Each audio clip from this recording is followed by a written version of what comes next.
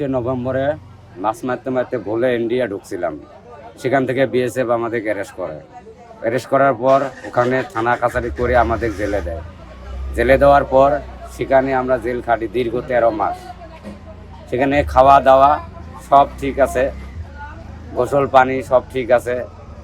নির্যাতন একটাই, আমরা অপরাধ করছি, এক রাষ্ট্রের মানুষ হয়ে আরেক রাষ্ট্রে ঢুকে পড়েছি ভুল করে। এটাই তাদের দুঃখজনক কেন আসলো বাংলাদেশে।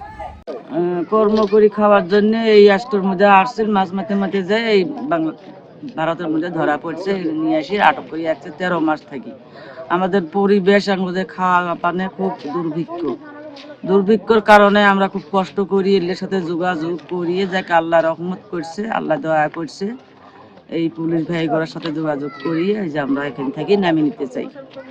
আসবে লাগছে আমার এখানে খুব শান্তি থেকে, এদেরও সবাই আনন্দ দিচ্ছে। 13 মাস আগের ঘটনা, ওনারা জিঞ্জিরাম নদীতে মাছ ধরতে যায়, মানে সীমানা অতিক্রম কারণে বিএসএফ এর হাতে ধরা পড়ছি। তার কারণে আমরা পুরো জেলার মধ্যে আসছিল 13 মাস ধরে। এখন আমরা সাংবাদিকদের সাথে যোগাযোগ করে সরকারের মাধ্যমে ওনাদের পেতে অনেক দুঃখই আমরা দিন কাটাইছি। তারা 13 মাস ধরে ভারতে আটক। একজন মানুষের স্বামী না থাকলে তাদের দিনকাল কেমন যায় সেটা তো আপনারা জানেন। আগে তো মানে তো তাদের সাথে কোনো যোগাযোগ ছিল না 6 মাস, সেই কারণে আমরা কোনো ভরসা পাইনি। তারপরে আমরা এই নিউজ দেওয়ার পরে তাই আমরা একটু ভরসা পাচ্ছি যে না, একদিন হলো একদিনে তারা দেশে ফিরে আসবে।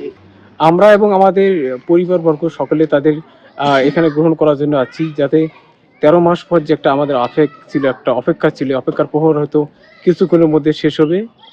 তো এই সময়ের মধ্যে অনেক কিছু আমাদের ফেস করা লাগছে, যে বাংলাদেশের পররাষ্ট্র মন্ত্রণালয় এবং বিভিন্ন জায়গায় আমরা চেষ্টা করছি কিভাবে মুক্তি আনা যায়, কিন্তু শেষ পর্যন্ত ইনশাল্লাহ আজ সেই মুহূর্ত এসেছে। আসলে ভারতের বিএসএফ তখন উচিত ছিল বাংলাদেশের কাছে হস্তান্তর করা। তারা এই কাজটা করেনি, একটা অমানবিক কাজ করেছে।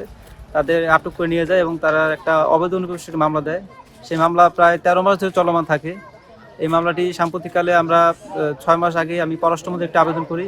সেই আবেদনের প্রেক্ষিতে পররাষ্ট্র মন্ত্রণালয় গুয়াহাটি হাইকমিশনে যোগাযোগ করে এবং ভারত সরকারের সঙ্গে যোগাযোগ করে তাদের মামলাটি নিষ্পত্তির ব্যাপারে চেষ্টা করে। দীর্ঘ 6 মাস পর, আবেদন করে 6 মাস পর মামলাটি সম্পূর্ণভাবে শেষ হয় এবং তারা আজকে বাংলাদেশে হস্তান্তর করা হচ্ছে।